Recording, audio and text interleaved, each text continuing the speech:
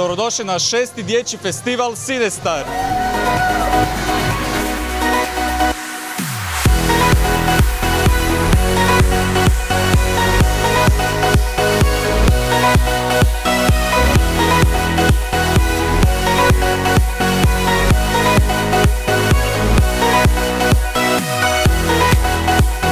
Gledat ćemo, kako se zove, Veliko putovanje. O čemu je to? Neke rode nose neku pandu i onda ona padne negdje, ne znam. Koji god da je odaberem bit će dobar jer su hrvatske sinkronizacije crtića najbolje.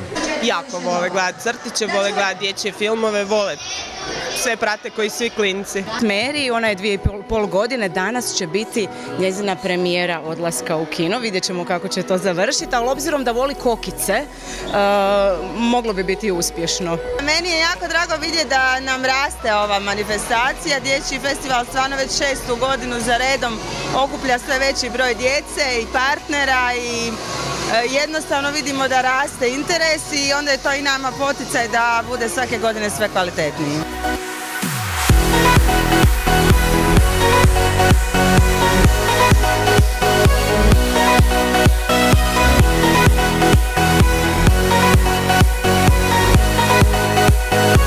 Ja sam ovdje radi promocije svog dječjeg albuma Što je to ljubav.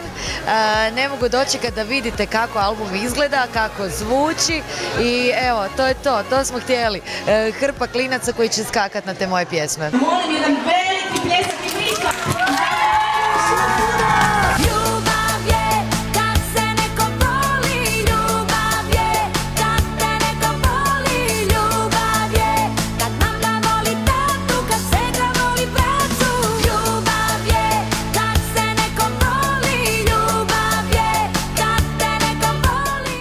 Čuvaš dijete u sebi?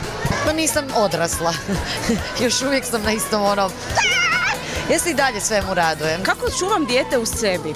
Pa da još uvijek nekakvu dozu neozbiljnosti zadržavam. S njima čuvam dijete u sebi. Totalno sam ga probudila sa njima. Na sve moguće načine, ali najčešće u stvari uz njih 3 one jako puno plešu doma, crtaju, svašta ja tu sve radim zajedno s njima.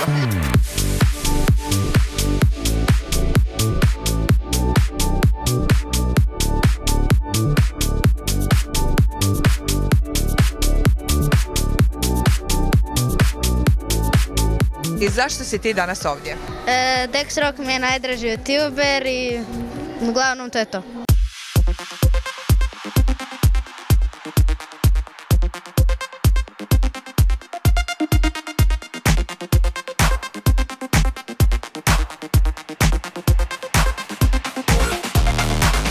Baš se fenomenalno osjeća s obzirom da je ovo jedan od 10 šova koji smo do sada radili.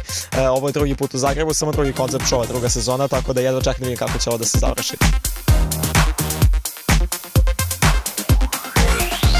Dex Rock mi je omiljeni youtuber i želio sam se slikati s njim.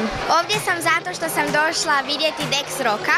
On je moj jako najdraži youtuber, a najviše kod njega volim gledati strašne poruke.